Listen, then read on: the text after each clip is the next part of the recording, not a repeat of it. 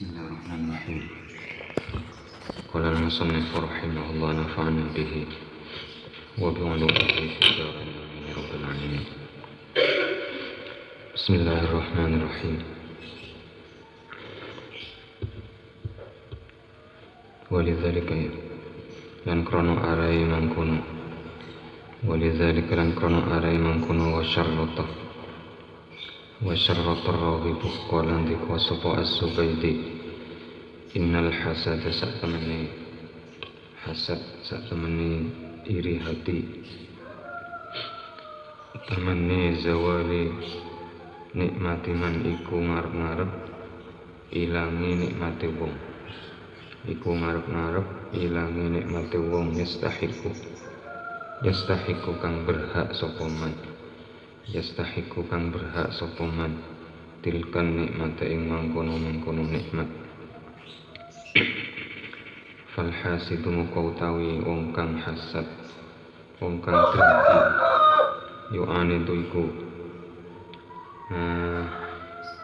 yu'anidu iku angas atau melawani sapa hasid al maqadira ing pira-pira pasten atau ketentuan Allah al ilahiyah tekang bangsa pengiran wayat lubulan nyuprih sapa hasid wad al haqqi ing dalah bener fi ghairi mawdihi ing dalam liyane panggonane hak au zawalahu tawa ilangi hak an mawdihi saking panggonane hak wa qala ndika sapa al-alamatu kang banget alimi Abdul Haq nyatane Syekh Abdul Haq wa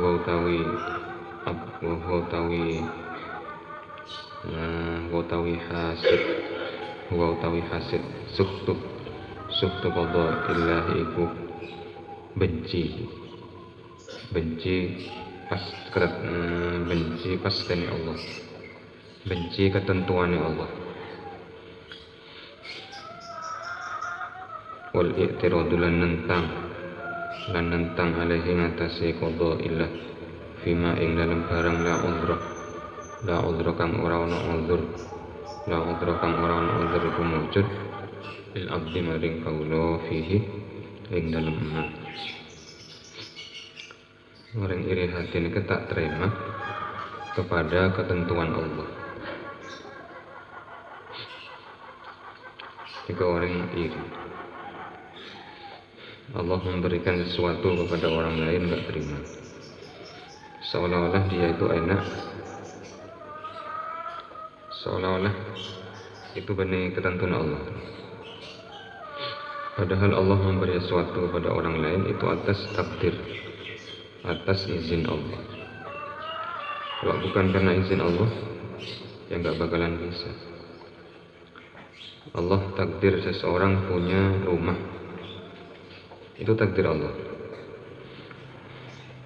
Orang lain ditakdir oleh Allah memiliki kendaraan mobil, itu atas takdir Allah juga.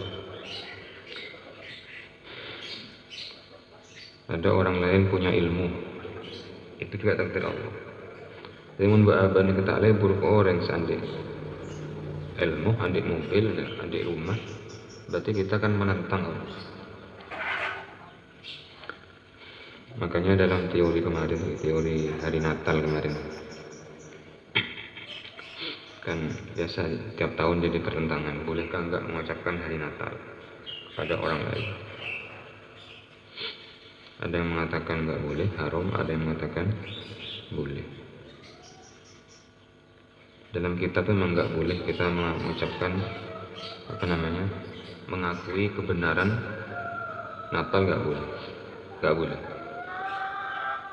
Tapi kalau sekedar mengucapkan tapi hati kita tetap tidak membenarkan, ya enggak apa-apa. Cuma ada dua pendapat. Lagi pula orang Kristen masa itu adalah juga makhluknya Allah, saudara sesama manusia, saudara sesama makhluk Allah. Itu misalnya kalau saya nggak mengucapkan Natal, buat apa? Saya nggak punya teman. Tapi andai kata saya punya teman, misalnya adik ancah, adik tetangga, misalnya ibu dini bukoh, misalnya ada orang Nasrani, dia bagus dengan saya, dia membantu saya, dia suka keluar masuk rumah dengan saya, tentunya tetangga. Bahkan dia kalau lebaran sejarah ke Tangbukoh, kalau ada selawatan dia bantu-bantu saya. Nah, dikala dia melaksanakan Natal, saya kira nggak salah kalau saya mengucapkan selamat Natal. Tapi hati nggak membenarkan, sekedar karena saudara sesama manusia, apalagi saudara sesama satu bangsa. Ya pelintan kita sosial kemanusiaan, kemasyarakatan. Mungkin nggak apa-apa.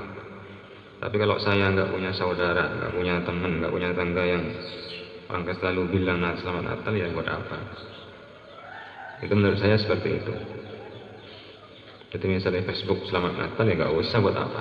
Nggak punya teman Kristen, jadi tadi tetangga Kristen, tadi saudara saya, tadi kanceplek Kristen, ya nggak usah ikut-ikutan, buat apa? Semisal saya, kalau umpamanya kula ada orang tetangga atau orang Malang pancakrab, dia sering ke rumah, sering bantu saya kalau lebaran, juga sering ngucapin Selamat Idul Fitri, mungkin ya, itu mungkin. Ini saya kocak sesama saudara, sesama makhluk Allah. Karena siapapun makhluk adalah makhluk Allah. Karena boleh sampai mereka harus bisa mengakui itu. Karena makin orang Kristen, makin orang Nasrani, Buddha, Hindu itu sama, itu makhluk Allah. Kita mengusik ketenangan mereka, walaupun beda agama, kalau mereka nggak salah, ya tetap sama dengan kita mengusik makhluk Allah. Ini beda agama, beda keyakinan. Apalagi kita mengusik seseorang yang sama umat Islam. Nggak terima kalau dia itu seperti itu, sesama umat Islam. Nah, ini lebih parah lagi. Nah, dalam bahasa kitab tasawuf, orang yang tak terima dengan ketentuan Allah itu namanya orang hasid, orang dengki, atau orang iri hati. Dan komentar Syekh Abdul Haq ada demikian. Orang yang tidak terima dengan qada Allah dan i'tirad, menentang, itu namanya orang hasid, orang yang iri hati. Wakilan dan ucapake opo tamanni zawali ni'matil mahsud, utawi ngarep-ngarep salah lagi, ini nyimpan mutade aihuwa, utawi hasad iku tamanni zawali ni'matil mahsudi, ngarep-ngarep ilangi nikmate wong kang den iri hati, wong kang den drengkeni, au husuli maksiatin, utawa hasile maksiat lahu maring mahsud. Wasababuhu tawi, atau orang ini kan ngarep-ngarep saya dengki melek kesah, nemu musibah, nemu celaka, tapi juga iri hati. Ngarep tak tua lagi juga, kan artinya ngarep orang siapa berani ngaranya nyaman, cek kira-kira gini ngaranya nyaman, cek anang nakal yang lo aduh, kan artinya kerentek, itu sama, itu orang yang iri hati. Misalnya cangnya Allah ngerasik lah bujidin pakai lop nyaman. Lo aduh, kena atas nak rentak. Lagi berarti niat irian ke al. Oh boleh pas sampai aduh, ya Allah al pala buaki jeding pakai lop, ini kan zalim. Degih. Padahal sama agama, bahkan sesama saudara sesama agama, saudara sekampung, saudara sepondok, seperguruan.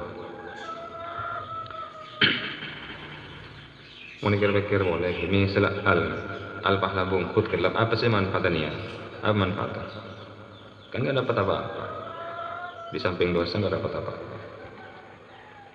Tapi kalau kita terus selalu tanamkan dalam hati jiwa bahwa segala sesuatu sudah ditakdir oleh Allah, sudah ada bagiannya, jobnya sendiri-sendiri. Kadang merasa nak repot. Saya pikir dengan orang lain, ini bang tibi tak pikir. Ini kisah agar orang kena penyakit hasut ini kan. Satu kenikmatan yang dimiliki oleh orang lain kadang-kadang membutakan beberapa kenikmatan yang dimiliki sendiri. Coba pikir makin. Coba makin kenikmatan yang kita capai, yang kita punya kan luar biasa banyaknya. Sehat, beres, makan nyaman, mandi bodoh kan dan lain sebagainya. Tapi kadang setan masuk ke dalam hati mereka menginginkan milik orang lain yang hanya satu. Mending-mending lebih banyak yang kita miliki daripada orang yang punya. Tapi kadang rasanya terroding orang setaikan dia baban, padahal yang baban di sisi lain lebih banyak nikmatnya. Nah, harus direnungi seperti ini. Akhirnya merenungi maka akan terjadi syukur. Jadi pikir dimbang kiri. Nikmat itu banyak. Bada orang minder polnya tak baju laki, tak baju bini. Karena cekancannya lah baju laki baju. Padahal nikmat sampean nikah lebih banyak. Hanya kekurangan mengku sampean tak baju laki. Ada orang nikah, saya pikir cek tahun HP Samsung misalnya. HP Samsung S berapa? S10 misalnya. Terus apa? Cekancannya kan dikapi. Padahal abang nikah mun pikir lebih banyak nikmat ketimbang orang lain. Tapi saya pikir mustah saya tak ada. Ini kisah agak. Jadi cek mikir sekali, mikir sebeda. Oleh syukur sini. Asiling kancana kau negere oleh nase, oleh cuko, kau negere tak pandai oleh minder. Cek nyaman kan kancen. Padahal kancen karu asal benar kirim, saya kirim cukup aja misalnya. Itu kan dia kekurangan kan sampai tahun nih. Kening budun benar tak dengar misalnya. Hatinya sakit toh. Kau negara mikirin, bapak negara sehat, berselamat, orang tua senang, dan itu. Nah, sekali lagi saya ulangi, saya garis bawahi, salah satu antisipasi supaya kita tidak mudah terkena virus penyakit hasut nikah, renungi, nikmati, syukuri nikmat Allah sebadah. Cak selinding bang tibik setada sementara orang yang sebadah, dan ini seagaran iri hati.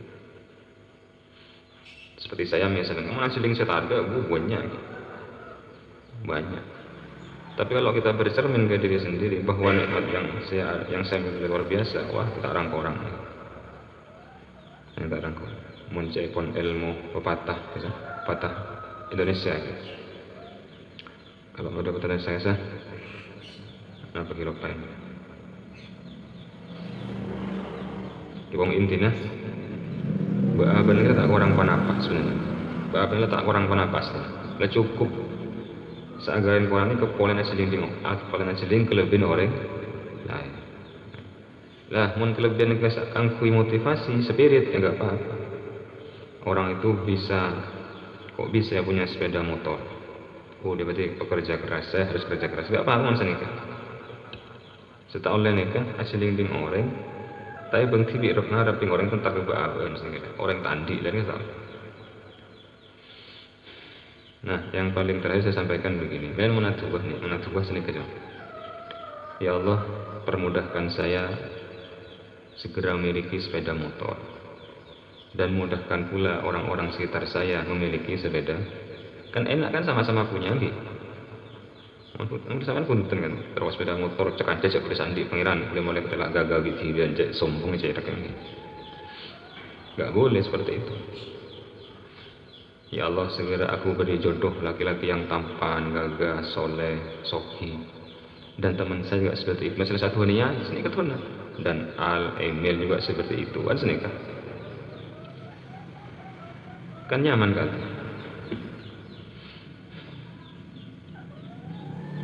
Segera saya, Allahumma ya Allah, segera saya diberikan pekerjaan, menghasilkan rezeki yang halal. Begitu juga dengan teman saya. Senikah. Ketika kita bahagia, sama-sama bahagia. Cek bahagia ketibik-tibik, kalau tibik pun tak. Orang yang selalu ingin keinginannya seperti itu, hatinya seperti itu, akan selalu tambah oleh Allah. Orang yang mau syukur, semakin soki, semakin nyaman, semakin wah ini. Kalau syukur.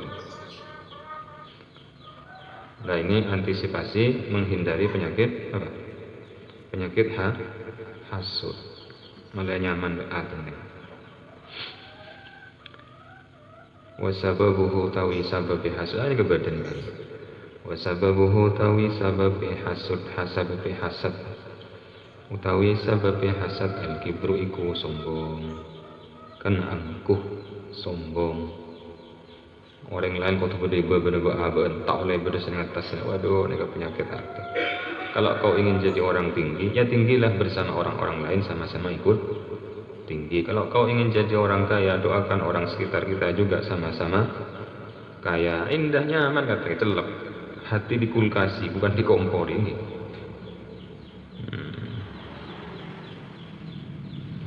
Sombong wal adawatu lan yang kedua wal adawatu tawi sabab hasad wal adawatu lan permusuhan persaingan boleh asal menambah kesemangatan. Tapi kalau persaingan hanya untuk menjatuhkan lawan ini berarti tak sayang. Menirot-torot dadi lagi timbul penyakit hasud. Au khubsun nafsi utawa jembere ati utawa kotore ati, krenteke ati sing kotor, jembere ati. Jember niki jembret niku bersih. Sampai ngetelak teman cok dengan ger. Iki mun mendidik, mun sekedheng coba. Tahun dilanggar ngaji, teman cok sekedheng, semeter setengah nih. Yo sapa ta ini. Kan bajingan aja liur-liur. Ada orang hasad nggak seneng. Ngetelak orang nyaman nggak seneng. Lebur tak lebur nih. Tak lebur, kenapa? Karena saya kata lah orang ini juga. Saya tanya mungkin. Tolong dari langgar sampai ngerti siapin rasol. Ternyata budak rasol yang belas bisa dokter tunggu itu rasol kok aja. Tapi atas rasolnya kan beda teman cowok nalenan nah sesenti. Sampai terdak itu apa? Itu sana. Yang mana mungkin? Kan sengkes nggak kan? Coba ada sampai mungkin siapin kopi susu semanis lemak itu. Satu mochi. Kan bintan koceng situ. Gelem ya. Gelem ngene. Orang ini kan malah bagus dengan aku. Banyak bagusnya. Mun hasud tak regen. Sengkor. Kenapa? Khubsun nafsi. Ternyata kotor. Jembrek ya. Au bukhlun utawa medit. Medit bi nikmatillah kelawan nikmat. Terlalu medit nikmat Allah menyebabkan orang menjadi hasud. Bukhlun medit bi nikmatillah lawan nikmati Allah ala ibadihi ngatasi piro-piro kaulun Allah. Ngatasi piro-piro kaulun Allah. Wallahu a'lam.